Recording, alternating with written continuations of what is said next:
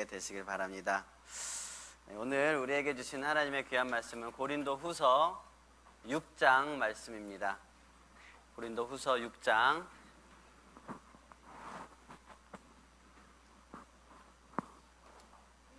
8절에서 10절까지의 말씀입니다. 제가 가진 성경으로 신약 291쪽에 있습니다.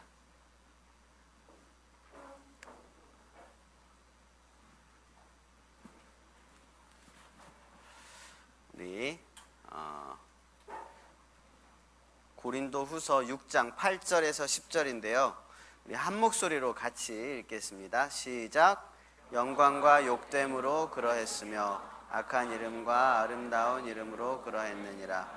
우리는 속이는 자 같으나 참되고 무명한 자 같으나 유명한 자요 죽은 자 같으나 보라 우리가 살아있고 징계를 받는 자 같으나 죽임을 당하지 아니하고 근심하는 자 같으나 항상 기뻐하고 가난한 자 같으나 많은 사람을 부유하게 하고 아무것도 없는 자 같으나 모든 것을 가진 자로다. 아멘. 오늘도 우리가 꿈꾸는 나라, 하나님의 나라, 그 나라 안에서 날마다 참된 소망을 가지고 하나님께서 주시는 큰 은혜와 사랑과 그 자비의 물결 가운데서 풍성하게 누리는 그런 우리 젊은이 교회가 되시기를 축복을 드립니다. 아멘. 우리의 눈은요 굉장히 잘 속는 신체입니다. 눈은 굉장히 잘 속아요. 굉장히 약하기도 하고요. 이 눈 그렇죠? 여기 약해요. 뭐 티끌 하나 들어가도 굉장히 거슬립니다. 그만큼 눈은 굉장히 약하고요. 또 굉장히 얇은 판 하나만 딱 갖다 대도 앞을 볼 수가 없어요. 굉장히 얇은 걸 갖다 대도 우리는 잘 볼 수가 없고요. 또 너무 작은 것도 못 보고 반대로 너무 큰 것도 못 봐요. 또 여러분 여기 있는 글씨가 보이십니까? 안 보이죠? 너무 멀어도 안 보이고요. 여러분의 주보를 이마에다 딱 붙여보세요. 붙이는 사람이 한 명도 없네요. 딱 붙여보면은요 너무 가까워도 글씨를 읽을 수 있습니까? 없어요. 너무 멀어도 못 보고 너무 가까워도 못 보고. 그리고 선글라스 하나만 끼워도 우리가 온 세상을 오해할 수 있는 그런 신체가 눈이라는 것이죠. 그럼에도 불구하고 우리는요 어떤 확실한 것을 요구할 때에 이렇게 표현을 하죠. 눈으로 봐야 한다. 내가 직접 내 눈으로 확인해 봐야겠다. 이렇게 표현을 합니다. 눈이 얼마나 미약한데, 눈이 얼마나 사람을 잘 속일 수 있는데도 불구하고 우리는 내 눈으로 본 거는 정확하다고 생각을 하는 것입니다. 그래서 지금까지도 사실은 내 눈으로 직접 봤어. 여기에 대한 믿음은 공공연하게 인정되고 있는 사실이죠. 근데 여러분, 눈에 보이는 것을 다 그대로 믿을 수 있습니까? 눈에 보이는 것을 다 그대로 믿을 수 있다면 마트에서는 그렇게 싱싱하고 맛있어 보이던 과일이 집에만 오면 왜 이렇게 상한 것밖에 없을까요? 그리고 우리가 어디 옷가게에 가서 딱 입어봤을 때는 그 조명 아래에서는 굉장히 멋있어 보이는데 집에 와서 다시 꺼내서 내 방 옷장에 있는 거울로 입어보면 왜 그렇게 어색하고 안 어울리고 안 예쁠까요? 분명히 내가 내 눈으로 보고 확인하고 왔는데도 그렇다는 거라는 거죠. 우리는 그래서 우리 눈에 보인다고 다 그대로 믿을 수가 없습니다. 로마서 8장에서는 이렇게 말씀하고 있습니다. 우리가 소망으로 구원을 얻었음에 보이는 소망이 소망이 아니니 보는 것을 누가 바라리요? 만일 우리가 보지 못하는 것을 바라면 참음으로 기다릴지니라. 보이는 소망이 소망이 아니라고 이야기를 하고 있어요. 보이는 소망이 소망이 아니면은요 우리가 바라보아야 할 진짜 소망은 보인다는 겁니까? 안 보인다는 겁니까? 안 보이는 거라는 거죠. 안 보이는 것을 우리가 바라보는 것이 진짜 소망이라는 것입니다. 안 보이는 소망이 무엇입니까? 결론부터 말씀드리면 하나님 나라의 소망입니다. 우리가 품어야 할 천국 소망, 하늘 소망, 그것이 우리가 보이지는 않지만 우리가 정말 마음속 깊이 새기고 따라가고 기대해야 하는 참된 소망이라는 사실입니다. 눈에 보이지도 않고 단 한 번도 우리가 눈으로 보지 못했지만 우리는 그 소망을 믿음으로 우리가 구원을 얻게 되고, 그 소망에 의해서, 그 소망 때문에 이 땅에서 어떠한 어려움이나 고난이나 역경들도 이겨낼 수 있는 힘을 얻게 되는 것입니다. 단 한 번도 보지 못했으면서 우리가 하나님 나라에 있다는 것을 어떻게, 하나님 나라가 있다는 것을 어떻게 우리가 믿을 수 있을까요? 무슨 증거가 있길래 우리가 천국을 우리의 마음속에 소망하면서 기대할 수 있겠습니까? 우리가 잘 아는 히브리서 1장, 11장 1절 말씀에 보면 이렇게 되어 있습니다. 우리 같이 읽어볼까요? 시작. 바라는 것들의 실상이이자 보이지 않는 것들의 증거가 뭐라 그랬습니까? 믿음입니다. 보이지 않는 것들이 존재한다는 증거, 그 확신을 가질 수 있는 것이 믿음이라는 것이죠. 우리는 믿음을 통해서 보이지 않는 것이 있다고 확신을 할 수가 있습니다. 그러니까 이게 설명이 안 되는 거예요. 설명이 안 되는 겁니다. 여러분, 천국이 있다는 것을 이게 믿어지십니까? 이게 믿어지니까 이게 설명이 안 되는 거예요. 동시에 그것이 믿어지는 것 자체가 설명할 수는 없지만 믿어지는 것 자체가 감사할 수밖에 없는 제목이라는 것입니다. 하늘 소망이 없는 자들에게 우리가 하늘 소망을 어떻게 설명할 수 있겠습니까? 우리가 이해하고 싶어서 이해하는 것이 아니라 하나님께서 말씀하시고 그 말씀에 우리가 그냥 믿어지기 때문에 너무나 감사하게 믿을 수 있는 것입니다. 그런데요, 사실은 이 자리에 앉아 있지만 안 믿어지는 사람들도 있을 거예요. 천국이 있어요 라고 이야기를 해도 네, 있습니다, 아멘 이라고는 대답을 할 수 있겠지만 마음 한편에서는 정말 있을까요? 한 번도 못 봤는데요. 어떻게 그것을 그렇게 확신할 수가 있죠? 여러분, 그럼에도 불구하고 하나님 나라의 소망을 우리가 믿는 믿음으로 나아갈 때 우리는 그 소망을 누릴 수 있습니다. 누릴 수 있는 것은요, 우리 안에 믿음이 있을 때에만 가능한 것입니다. 너무나 중요한 부분이기 때문에 제가 한 번 더 말씀을 드리는 거예요. 제가 지난번에 얼마 전에 한 번 말씀드린 적이 있어요. 믿어지는 경우가 있어요. 너무나 감사한 것입니다. 그런데 믿어지지 않는 게 문제예요. 이 자리에 앉아있는 분들은 다 믿어지리라고 믿습니다만은, 그건 제 믿음이죠.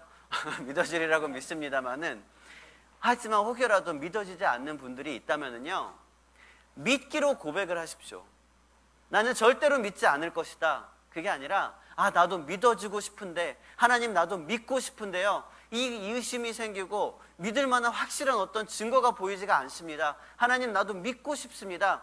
있는 모습 그대로 하나님 앞에 기도하십시오. 그럼 하나님께서는요, 여러 가지 정황들과 여러 가지 마음의 그런 동역자들도 허락하여 주실 것이고, 여러 가지 상황을 통해서 믿음을 허락하여 주실 것입니다. 그리고 그 믿음을 가질 때 우리는요, 하나님 나라의 소망 안에서 그 소망을 누리면서 세상을 뛰어넘는 그런 삶을 살아갈 수가 있습니다. 이 구원이라는 것이 어떤 행동이나 우리의 어떤 공로로 인한 것이라면 그것만큼 불공평한 것은 없을 것입니다. 오히려. 왜냐하면 누군가에게 있어서는 주일날 예배 나오는 것이 너무나 쉽고 당연한 일이에요. 만약에 주일 예배 나오는 것이 구원의 기준이다라고 이야기를 한다면, 그러면 엄마 아빠가 믿는 사람들은요, 자녀들이 교회에 나오는 것이 나오기 싫어도 나와야 돼요. 그래야지 용돈을 받을 수가 있어요. 주보를 가지고 가야 돼요. 그래야지 한 달 생활비가 나와요. 그런 가정은 없겠죠? 그런데 정말 내가 교회에 한번 나오려면 부모님과 싸워가면서, 그러면서 한번 나와야 되는 사람들도 있습니다. 얼마나 불공평합니까? 교회에 나오는 것이, 이 주일 예배를 드리는 것이 구원의 기준이라면 얼마나 불공평하겠습니까? 마찬가지예요. 우리의 신앙생활하는 모든 생활이, 우리의 삶이, 어떤 행동이 구원의 기준이라면 그것만큼 불공평한 건 없을 것입니다. 그렇기 때문에 구원이라는 것은요, 믿음입니다. 믿음을 통해서만 우리가 그 구원을 얻을 수 있고, 믿음을 통해서만 우리가 구원을 누리면서 그 구원으로 받을 수 있는 하나님의 나라를 소망할 수 있는 거예요. 전도하는 것도 마찬가지입니다. 우리는 단지 믿어지는 그 구원의 복음을 선포할 뿐입니다. 하나님의 마음을 품고요. 그런데요, 신천지나 하나님의 교회나 이게 이단들 보시면은요, 죽어라고 전도를 하잖아요. 죽어라고 전도를 합니다. 정말 전도도 잘해요. 목숨 걸고 하고 자기 속 다 빼내가지고 막 전도합니다. 한 영혼을 막 데리고 갑니다. 왜 그런지 아십니까? 그들은요, 그게 구원의 방법이에요. 그 복음 아니잖아, 그 사람들은. 뭐지?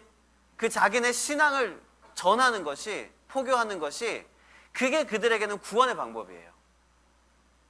그래서 그들은 한 명이라도 더 데리고 와야 되기 때문에 끊임없이 그렇게 전도를 하는 것입니다. 여러분, 우리가 하나님의 마음을 품는다면 이 전도하는 것이 구원의 방법이 아니라 할지라도 우리 하나님의 그 안타까운 마음으로 우리는 전도할 수 있습니다. 복음을 전할 수 있고 하나님께서 우리에게 베풀어 주신 그 하나님 나라의 소망을 선포를 할 수가 있어요. 그렇게 되면 그 복음이 선포되면은요, 믿는 사람들은 거기에 따라서 각자의 행동들이 다 변화하게 될 것입니다. 믿음에 따른 행위는 각자 다 달라요. 그래서 우리가 행위를 정해줄 수 있는 게 아니라는 것입니다. 어떤 이는 복음을 듣고 금연을 결단할 수도 있을 것입니다. 어떤 이는 복음을 듣고 친구와 화해할 수 있을 거예요. 어떤 이는 복음을 듣고 주일 예배 꼭 나오기를 결단할 수도 있을 것입니다. 심지어 어떤 식인종은 복음을 듣고 사람을 먹지 않기로 결단할 수도 있을 것입니다. 그 문화, 그 상황에 따라서 믿음의 행위와 믿음의 결단들이 각각 다 다를 수 있다는 거예요. 그러니까 우리가 내 기준을 가지고 다른 사람에게 손가락질을 하고 다른 사람을 평가할 수 없다는 사실입니다. 그러나 믿지 못하는 사람들에게는요, 우리가 아무리 설명하고 아무리 설득해도 믿을 수가 없을 거예요. 믿지 못할 것입니다. 그러나 그래도 괜찮습니다. 우리가 전도하고요, 우리가 복음을 전하는 것은 우리의 입술에서 선포되는 것이 우리가 할 수 있는 최선입니다. 우리가 입술을 통해서 하나님의 말씀, 주의 복음을 선포하면은요, 그 다음부터는 하나님께서 일하시는 것입니다. 그런데 문제는 내가 그걸 못해요. 내 입술로 말을 하는 건데도 그거를 못해요. 왜냐하면 수많은 장벽들이 가로막혀 있기 때문이에요. 안 될 거야. 괜히 말 꺼내서 더 상황 어려워질 거야.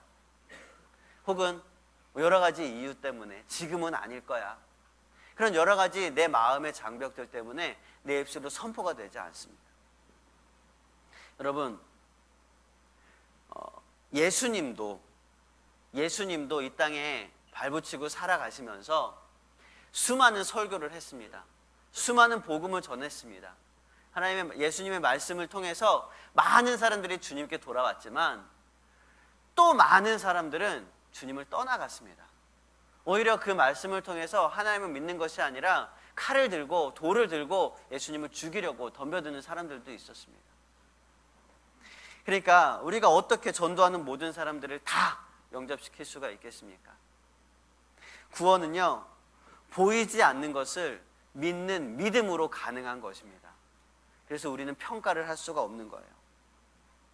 노아는 일평생을 방주를 만들었습니다. 그런데 그는 방주를 준비하는 기간에 단 한 번도 홍수를 본 적이 없습니다. 비가 좀 내리는 것은 몇 번 봤을 수 있을 거예요. 하지만 물이 확 불어나가지고 온 땅을 덮는 것을 한 번도 본 적이 없습니다. 그렇지만 그는 산꼭대기에 방주를 짓기 시작합니다. 그 산꼭대기까지 물이 차오른 것을 한 번도 본 적이 없지만 그는 눈으로 그것을 바라본 것이 아니라 보이지 않았던 하나님의 그 약속의 말씀을 믿었기 때문에 그의 삶 속에서 행함으로 나타날 수 있었던 거예요. 히브리서 11장 7절에 이렇게 말씀하고 있습니다. 믿음으로 노아는 아직 보이지 않는 일에 경고하심을 받아 경외함으로 방주를 준비하였다고 하고 있습니다. 여러분, 보이지 않아도 믿음으로 굳게 서고 믿음으로 구원을 소망할 수 있는 그런 저와 여러분이 되시길 바랍니다.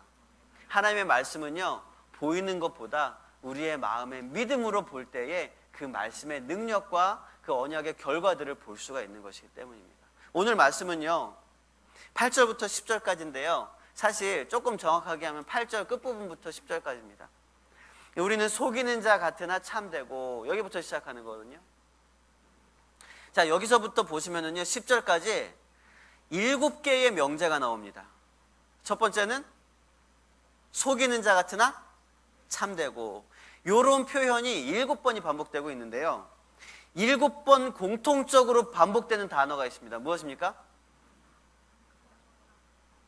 네? 같으나. 같으나라는 단어가 7번이 반복되고 있습니다. 같으나라는 게 무슨 말이에요? 같다, 그러나 이겁니다. 그러니까 우리는 속이는 자 같다, 그러나, 그러니까 조금 더 정확하게 얘기하면 뭐 같아 보인다, 그러나 알고 보면 그게 아니다, 이겁니다. 속이는 자 같아 보인다, 그러나 알고 보면 속이는 자가 아니다, 알고 보면 참된 자들이다, 이렇게 얘기를 하는 것입니다. 우리는 보이는 것이 다가 아니라고 얘기했습니다. 보이지 않는 것을 믿고 소망하기 때문에 우리의 모든 삶의 원리들도 보이는 것과 참 많이 달라요. 이 7가지 삶의 명제들이 그것을 증명하고 있는 것입니다. 사도 바울은 우리는 속이는 자 같아 보인다, 그러나 사실은 참된 자다라고 이야기를 하고 있습니다. 믿지 않는 자들이 보면은요, 우리는 속이는 자 같아 보일 수도 있어요. 그렇게 또 실제로 많이 이야기를 합니다. 왜냐? 우리가 눈에 보이는 것을 딱 갖다가 들이대고 믿으라고 하는 게 아니거든요. 보이지 않는 걸 갖다 대면서 믿으라고 하는 거거든요. 보이지 않는 하나님의 나라, 보이지 않는 예수님, 보이지 않는 성령님, 보이지 않는 그 보혈의 예수 그리스도의 십자가의 대속의 능력, 이게 눈에 보이는 게 아무것도 없어요. 근데 우리는 그것을 다 이야기로만 하고 보이지 않는 것을 말하면서 믿으라고 하니까 사람들이 믿기가 어려운 것입니다. 그러나 그들이 나중에 하나님을 경험하고 정말 주님을 만나고 보이지 않는 것을 믿는 믿음이 생기기 시작하면요, 그때서야 이것이 속이는 것이 아니라 이게 정말 참된 것이구나, 이렇게 이야기를 할 수가 있겠죠. 그렇게 고백을 할 수 있는 것입니다. 그러니까 그들이 듣든지 듣지 않든지, 깨닫든지 깨닫지 못하든지 우리는 끊임없이 복음을 전해야 하는 것입니다. 사도 바울은요, 또한 무명한 자 같으나 유명한 자다라고 이야기를 하고 있습니다. 여러분, 하나님 나라에서 유명한 자들이 되시길 바랍니다. 하나님 나라에서 유명하다는 거는요, 하나님과 그 천사들도 잘 아는 사람들이지만 또 하나 사단도 잘 아는 사람이 되는 거예요. 사도행전 19장에 보시면은요, 제사장 스게와라는 사람이 있고요, 그 스게와라는 사람의 7 아들들이 나옵니다. 그들이 사도 바울이 기도하면서 귀신을 쫓아내는 것을 보면서 그들도 흉내를 냅니다. 내가 사도 바울이 말하는 예수 그리스도의 이름으로 귀신아 떠나가라, 이렇게 막 얘기를 합니다. 스게와라는 제사장의 7 아들들이. 그랬더니 그 귀신 들렸던 사람의 몸에 있던 악귀가 소리를 지릅니다. 으아, 그러면서 떠나가는 게 아니라 이렇게 얘기를 하는 거예요. 내가, 악귀가 대답하여 이러대, 내가 예수도 알겠고 바울도 알겠는데 너넨 누구냐? 여러분, 이게 얼마나 황당한 일입니까? 예수 그리스도의 이름으로 선포를 하는데 그 안에 있는 귀신이, 야, 내가 예수님 알겠는데 넌 누구냐? 그렇게 얘기하면 얼마나 이게 자존심 상하는 일 아니겠습니까? 여러분, 무명한 자들이 그런 거예요. 하지만 사도 바울은 이야기합니다. 무명한 자 같지만 유명한 자다. 귀신도 듣고 벌벌 떠는 자들이 바로 우리들이다 라고 이야기를 하고 있습니다. 여러분, 최소한 우리가 이렇게 지나다니면은요, 어두운 골목 지나다니면, 여러분, 어두운 골목 지나다니다가 이렇게 귀신들이 이렇게 있어 보이거나 뭔가 이렇게 음산하거나 그러면은요, 좀 이렇게 여러분이 야 나야 그러면서 지나가면 귀신들이 좀 떠나가야 되지 않겠습니까? 벌벌 떨면서 야, 저 김태현 온다. 야, 도망가자. 막 그러면서 이렇게 귀신들에게도 유명한 그런 존재가 되시길 바랍니다. 되시는 게 아니라 그렇다라고 선포하고 있습니다. 지금 여러분, 아담은요 우리 모든 인류의 조상입니다. 근데 아담으로부터 지은 죄가 모든 인류에게 미치게 된 것입니다. 아담이 우리의 인류의 조상이지만 그 아담이 죄를 지었더니 그 죄가 모든 인류에게 다 미치게 된 거예요. 그 죄의 대가가 무엇입니까? 죽음입니다. 사망입니다. 아담을 인정하든지 인정하지 않든지, 내가 창조가 맞다고 얘기하든지 진화가 맞다고 얘기를 하든지, 무슨 어떤 사람이라 할지라도 건강하든지 나약한 사람이든지 나이가 많은 사람이든지 적은 사람이든지 누구든지 다 결국 한 번은 죽어요. 한 번은 그 아담의 죄의 대가를 우리가 치르게 된다는 것입니다. 죽는다는 것입니다. 그런데 우리 그리스도인들은요 구원받은 사람입니다. 구원받은 사람들입니다. 구원이라는 것은 영생을 받았다는 말이죠. 그러면 죽었지만 죽지 않는 사람들이라는 것입니다. 우리에게는 영원한 가치가 있다는 것입니다. 이 육체는 죽습니다. 육체는 죽지만 우리의 영혼은 죽지 않습니다. 우리의 영혼은 소멸되지 않습니다. 우리의 영혼은 영원합니다. 그것은 예수님을 믿는 사람도 마찬가지지만 믿지 않는 사람도 마찬가지예요. 이단들은요 우리의 영혼이 소멸된다고 얘기하고 있습니다. 죄 많이 지으면 우리의 영혼이 소멸된다. 그럼 좀 차라리 괜찮겠다, 지옥 가는 것보다. 하지만 소멸되지 않습니다. 영원한 영벌에 처해지든지 영원한 영생에 처해지든지 둘 중에 하나입니다. 그래서 고린도전서 15장에서는 이렇게 말씀을 하고 있죠. 만약에 그리스도 안에서 우리가 바라는 것이 다만 이 땅에서의 삶뿐이라면 여기 앉아있는 우리 모두가 세상 사람들보다 훨씬 더 불쌍한 사람들이다. 왜? 다 속으면서 다니는 거니까. 다 우리의 시간과 우리의 모든 노력들을 다 빼앗기면서 다니는 것이니까. 그러나 우리는 이 땅을 바라보는 사람들이 아닙니다. 이 세상을 바라보는 사람들이 아닙니다. 이 세상의 삶뿐이 우리의 삶의 소망이 아니라는 사실입니다. 우리는 죽는 것 같아 보이지만 우리는 영원한 생명을 누리는 사람들입니다.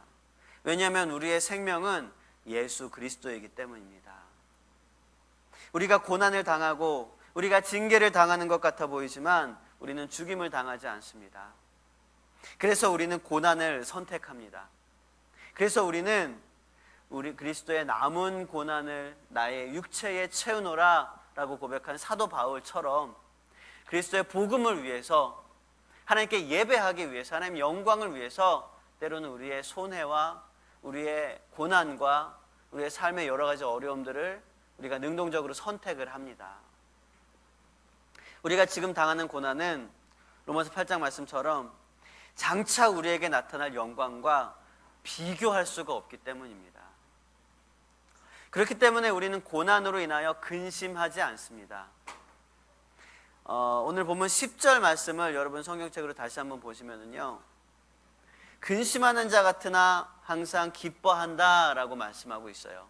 이걸 원어로 보면은요, 근심이라는 표현은요 수동태로 되어 있고요, 기뻐한다는 표현은요 능동태로 되어 있습니다.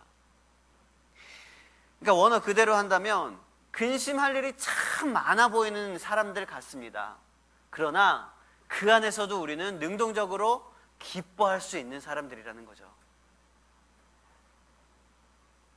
우리는 언제 기뻐합니까? 여러분 언제 기뻐하십니까? 맞아요. 항상 기뻐합니다. 항상 기뻐하는 거예요. 어떻게 우리가 항상 기뻐할 수 있을까요? 하나님의 명령이 그렇기 때문입니다. 기뻐하는데 이유가 없이 기뻐할 수 있습니까? 이유가 없이 기뻐하는 사람들은요 조금 우리가 병원을 가봐야 돼요.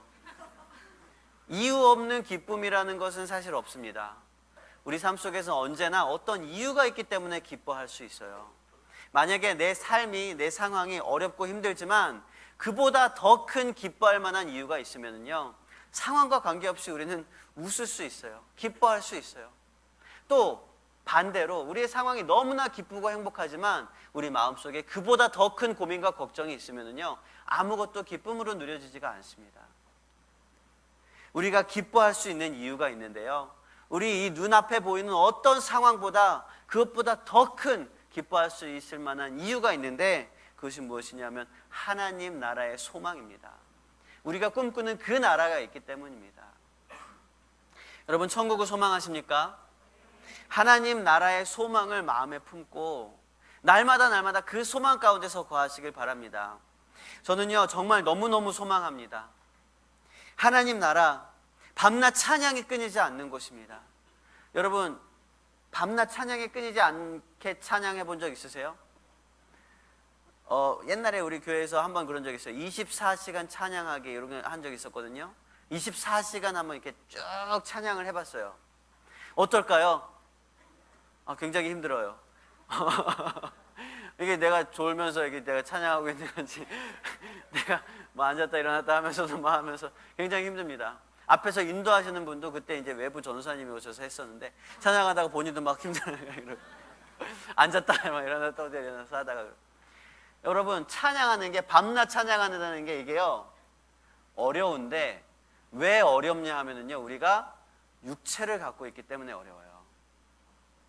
우리의 육신이 있기 때문에 힘들어요. 그런데 하나님 나라에는요, 천국에는요, 우리가 찬양하고 우리가 밤낮 하나님의 말씀 앞에 서는데요, 육체에 피곤함이 없어요. 제가 가끔씩 말씀드리는 건데, 저는 우리 찬양팀들 너무 찬양 잘하잖아요. 저는 찬양을 못해요. 노래를 못해요. 찬양은 잘해요. 근데 노래를 못해요. 그래서 설교 후에 제 마이크 꺼지는 거 아십니까? 설교 후에 찬양할 땐 제 마이크가 꺼져요. 그런 것처럼 노래를 잘 못합니다. 그런데 저는 천국은 제가 찬양을 할 때에 내가 상상하는 그 음이 딱 나오는, 내 입에서 내가 상상하는 그 음이 딱 나오는 그런 거 있잖아요. 도미솔도 하면 그 위에 미솔 막 이렇게 쫙 나가는 그런 찬양 알죠? 제가 예대 학생들이랑 같이 찬양하고 그러다 보면, 우리 찬양팀들도 잘하지만 막 가끔씩 내가 상상하는 그 음이 딱 나갈 때가 있어요. 그럴 땐 와, 내가 옆에 있으면서도 얼마나 이게 참, 야 진짜 그런지 와 그래요. 근데 그런 찬양에 여러분 전율을 느껴보신 적 있습니까? 여러분, 뭔가 이렇게 연주를 하든지 아니면 성가대라든지 합창단 안에서도 찬양을 할 때 화음이 쫙 맞아 들어가는 그런 전율을 느껴본 적 있을 거예요. 저는요, 천국을 상상할 때 그것 먼저 상상이 되는 거예요. 내 목소리로 내가 들어가면 뭔가 이렇게 이상해지긴 하지만, 천국에 가면 내 목소리로 하나님을 정확한 음으로 찬양할 수 있을 거라는 그런 기대가 있습니다. 어쨌든 끊임없이 아무리 일어서서 찬양해도 허리 아프지 않고 무릎 아프지 않고 숨 차지 않고 3시간 동안 한음으로 딱 찬양을 할 수 있고, 그런 어떤 찬양과 하나님께 영광 올려드리는 그런 음악적인 그런 전율이 끊이지 않는 곳, 저는 그것이 천국이라고, 저는 그렇게 생각을 해요. 근데 여러분, 밤낮 찬양이 끊이지 않는 곳, 하나님의 영광 가운데서 어떤 육체적인 제약이 일어나지도 않고 끊임없이 찬양하고 예배하며 하나님이 주시는 궁극적인 기쁨으로 가득 찬 곳, 여러분, 기쁜 일 있잖아요. 그 기쁨이라는 것은요, 하나님 주시는 궁극적인 기쁨의 조각들에 불과합니다. 진짜 우리가 하나님 만나면은요, 가끔 그렇게 물어보는 분들이 있어요. 우리 부모님이, 우리 할머니가 내가 너무나 사랑하는데요, 그분을 천국에서 만날 수 없어요. 그분은 예수님 믿고 돌아가시지 못했습니다. 우리 내가 사랑하는 할머니가 저 천국에 안 계시다면 저는 그곳에 가도 정말 기쁘고 즐겁지 못할 것 같아요. 이렇게 이야기하는 친구들이 있어요. 맞습니다. 우리 생각으로 하면 그럴 수도 있습니다. 그러나 여러분, 우리는 정확하게 알아야 돼요. 내가 할머니를 사랑하고 내가 할머니와의 그런 끈끈한 교제가 있는 것이 뭐냐 하면, 이 사랑과 이 관계의 기쁨 안에서의 그 교제가 뭐냐 하면요, 하나님과 우리 사이의 관계의 그 기쁨의 작은 조각이라는 거죠. 제가 예전에도 말씀드린 적 있는데 이건 이제 원고에 없는 건데 그냥 여러분 꼭 너무 중요한 얘기라서 한 왕자가 어떤 공주에게 약속을 하고 먼 나라로 떠났습니다. 내가 돌아올 때까지 우리의 사랑이 계속 유지되었으면 좋겠습니다. 나를 잊지 않았으면 좋겠어요 라고 하면서 반지를 빼서 주었습니다. 그리고 먼 나라로 갔어요. 이 공주는요 1년, 2년, 3년, 10년이 기다리도록 그 반지를 바라보면서 이 왕자를 기다렸습니다. 그런데 반지를 바라보다 보니까 반지가 너무 예쁘게 생긴 거예요. 그래서 시간이 지나다 보니까 왕자를 까먹고 반지만 바라보게 됐습니다. 그러다가 왕자가 저 멀리서 돌아왔습니다. 그런데 반지를 바라보고 있느냐고 왕자를 거절하게 됩니다. 여러분, 이런 일이 있을 수 있겠습니까? 이런 일은 일어날 수가 없어요. 왜냐하면 내가 반지를 보고 이 반지를 너무나 소중히 여기는 이유가 이 반지를 준 왕자님 때문이거든요. 우리의 가족들, 우리가 사랑하는 사람들, 우리의 모든 우리가 안타까워하는 그 모든 그런 관계 안에서의 사랑들이 그게 왜 우리의 마음속에 그 사랑이 남아있냐 하면요, 하나님께서 우리에게 주신 사랑이 있기 때문이에요. 이게 궁극적인 그 사랑이란 말이죠. 이 사랑이 회복되어지고 이 사랑이 연결되면은요, 다른 어떤 관계로도 채울 수 없는 그 사랑으로, 궁극적인 사랑으로 가득 차게 되는 것입니다. 여러분, 그것이 우리가 하나님 나라에서 누릴 수 있는 참된, 그래서 진짜 참된 소망이라고 하는 거고 참된 사랑이라고 하는 것입니다. 주님 한 분만으로 나는 만족해. 주님 한 분만으로 만족하다는 고백이 여기서 나오는 거예요. 이것이 우리가 품을 수 있는 천국 소망이에요. 여러분, 이 소망은요, 목사에게만 있는 것이 아닙니다. 내가 목사라서 이 소망이 여러분보다 더한 것 아닙니다. 절대로 그렇지 않습니다. 그 소망은 저와 여러분들에게 동일하게 있어야 하는 소망이고, 그 소망이 강하면 강할수록 우리는 세상 살아가는 데에 기쁨으로 살아갈 수 있고, 이 세상에 얽매이지 않고 살아갈 수 있어요. 세상을 뛰어넘는 가치로 살아갈 수 있어요. 여러분, 여름에 있을 휴가, 여름에 있을 방학, 또 계획 중인 해외 여행들이나 몇 안 되는 그런 빨간 공휴일 있죠. 내일 모레 빨간 날이죠. 아싸, 이게 나옵니다. 이런 빨간 공휴일, 우리 생각만 해도 여러분 표정이 왜 바뀌죠? 이런 빨간 공휴일들을 우리는 굉장히 기다려 합니다. 그러나 이런 빨간 공휴일들보다, 여름에 다가오는 방학이나 휴가보다 더 우리의 뼈에 사무치게 기다려지는 것이 바로 하늘 소망입니다. 이 천국의 기쁨을 발견한 사람은요, 거기다가 우리의 모든 삶을 다 투자하게 돼요. 안 그렇겠습니까? 정말 가치 있는 것, 정말 영원한 가치를 발견했는데 여러분, 거기에 그냥 가만히 두시겠습니까? 저는 마태복음 13장의 천국 비유 중에서 밭에 감추인 보화를 발견한 이 사람의 이야기를 항상 주의 깊게 보고 있습니다. 이 사람은요, 남의 밭을 일구다가 거기서 보화를 발견해요. 그리고는 얼른 그 보화를 딱 묻어두고 이 밭을 통째로 살려고 집에 가서 자기의 전 재산을 팝니다. 그런데 막 팔 때 두렵고 떨리는 마음이 아니라 너무너무 기뻐하는 마음을 가지고 파는 거예요. 근데 그 장면을 누군가가 바라봅니다. 저 사람 미쳤구나. 저 사람 이상하구나.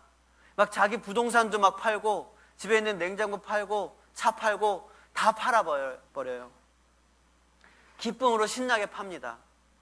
빨리 팔고 싶어서 아마 싸게 내놨을지도 몰라요. 막 다 팔아버리고는 마지막에 판 돈을 싹싹 모아다가 밭을 삽니다. 여러분, 이 그림이 그려지십니까? 주위 사람들이 보면 저 사람 왜 저러는 거지? 이해를 할 수가 없어요. 그들은 보화의 가치를 모르니까요. 그 밭 속에 보화가 숨겨진 사실을 모르니까요. 그러나 여러분, 이 사람은요, 전혀 미친 게 아닙니다. 미친 게 아니라 다른 사람들이 보지 못한 걸 본 겁니다. 여러분, 우리는요, 이 세상에 살아갈 때에 이 세상 사람들이 우리를 보고 미쳤다 그래요. 너 교회 미쳤냐? 너 왜 이렇게 교회만 다니냐? 이렇게 얘기를 합니다. 그러나 우리는 미친 게 아니에요. 우리는 남들이 보지 못한 걸 보고 있는 것입니다. 진짜 미친 게 뭔지 아십니까? 남들이 보지 못한 걸 나도 보지 못했으면서 본 것처럼 여기 와서 앉아 있는 거예요. 얼마나 안타까운 건지 아십니까? 다만 우리의 삶이 이 세상의 삶이라고만 생각하면서 여기 와서 앉아 있으면요, 얼마나 지루하고 힘들고 마음이 어렵고 무슨 말 하는지 모를 거예요. 여러분, 그런 분들이 계시다면요, 마음을 열고 하나님 나라를 소망하는 그 소망에 믿음으로 동참하시길 바랍니다. 그래야지 우리에게 정말 참된 소망이 있고 기쁨과 즐거움이 있고 희망과 기대가 있는 거예요. 여러분, 남들이 못 본 걸 보는 저와 여러분이 되시길 바랍니다. 하나님의 나라, 천국, 우리가 이 하늘 소망이 내일 모레 빨간 공휴일이 있다는 것만큼이나 실질적으로 믿어지면은요, 우리의 삶 속에서 우리가 땅 팔고 집 팔고 냉장고 팔고 이게 큰 문제가 되지 않습니다. 이 세상 어떤 것도 어떤 우선순위도 아무짝에도 소용이 없을 것입니다. 고린도후서 4장 18절은 이렇게 말씀하고 있어요. 우리 같이 읽어봅시다. 고린도후서 4장 18절입니다. 제가 읽겠습니다. 우리가 주목하는 것은 보이는 것이 아니요 보이지 않는 것이니 보이는 것은 잠깐이요 보이지 않는 것은 영원한 것이다. 여러분, 짐 엘리엇이라는 선교사님이 있습니다. 그는 이렇게 얘기합니다. 영원한 것을 얻기 위해 영원하지 않은 것을 포기하는 것은 결코 어리석은 일이 아니다. 우리가 영원한 것을 얻기 위해서 영원하지 않은 것을 포기할 수 있는 지혜와 그 기대와 기쁨에 사로잡혀서 살아갈 수 있는 우리 모두가 되시길 바랍니다. 우리는 아무것도 없는 것 같아 보입니다. 세상에서 자랑할 만한 그 무엇도 없습니다. 하지만 우리는 모든 것을 가진 사람입니다. 다른 것들로 인해서 자랑할 것이 하나도 없거나 아니면 있어봐야 조금씩 있을 거예요. 조금씩 있다고 할지라도 그것들은 자랑할 만한 것이 못 돼요. 우리가 자랑할 수 있는 것은 예수 그리스도로 인한 하늘 소망밖에 없습니다. 그렇기 때문에 우리는 가난한 자 같지만 다른 사람들을 풍요롭게 해줄 수 있습니다. 진정한 풍요로움은 절대로 물질에서 나오는 것이 아니기 때문이에요. 진정한 풍요로움은 물질에서 나오는 것이 아닙니다. 소망 가운데서 나오는 것입니다. 여러분, 기쁨을 누리시길 바랍니다. 크리스찬으로 살아가는 것은요, 기쁜 삶이에요. 남들이 보지 못한 것을 보거든요. 남들이 모르는 비밀을 알게 되거든요. 하나님 나라의 소망, 그거 하나면 오늘 저녁 굶어도 좋다. 내일 저녁 굶어도 좋다. 그냥 굶어 죽어도 좋다. 이것이 천국 소망을 가진 사람들의 삶의 방식이에요. 여러분, 보이는 것이 다가 아닙니다. 중세 교회가 굉장히 타락했었습니다. 교회가 공인되어지고 모든 사람들이 자유롭게 교회에 나갈 수 있게 될 때 이 교회는 타락하기 시작했습니다. 근데 거기에 한 몫을 한 게 뭐냐면 보이지 않는 하나님의 형상을 자꾸 보이는 것으로 만들려고 했던 노력들이 있었기 때문이에요. 그래서 여러분, 우리가 중세 교회들 이렇게 가다 보면 예배당들 이렇게 보면은요, 성화들이 굉장히 많습니다. 무슨 이콘이라고 하죠. 그런 여러 가지 예수님의 형상이라든지 성경에 나온 이야기들도 그림으로 표현한 것들이 굉장히 많아요. 이것들은 우리의 신앙의 초반에는 어떤 도움을 줄 수도 있습니다만은 궁극적으로는 보이지 않는 것을 형상화하려는 그런 노력들이 우리 그 중세 교회들을 잘못된 길로 이끌게 되었던 것입니다. 여러분, 보이지 않는 것은 보이는 걸로 표현하는 것이 아니라 믿음의 대상입니다. 말씀을 정리하겠습니다. 도마는요, 살아가면서 그렇게 큰 잘못한 게 없습니다. 그러나 예수님의 손과 그 옆구리를, 부활하신 예수님의 손과 옆구리를 봐야 믿겠다고 얘기했던 그 말 한마디 때문에 지금까지도 별명은 도마는 의심 많은 도마예요. 지금까지도 그렇게 불리고 있어요. 이 도마가 마지막에는 인도까지 가서 순교를 하거든요. 그런데 그런 모든 정말 참 위대한 일들도 많이 했는데 별명은 의심 많은 도마예요. 말 한마디 잘못해가지고. 여러분, 눈에 보이지 않아도, 손에 잡히지 않아도, 내가 경험해 본 적이 없어도 믿음으로 선택하시길 바랍니다. 하나님은 살아계십니다. 하나님은 지금도 역사하고 계십니다. 우리를 통해서 보이지 않는 하나님의 나라가 이 세상 모든 사람들에게 경험되어지고 우리를 통해서 선포되어지고 그들도 누릴 수 있는 거룩한 통로가 저와 여러분이 되시기를 주님의 이름으로 축복을 드립니다. 우리 함께 찬양하고 기도하도록 하겠습니다.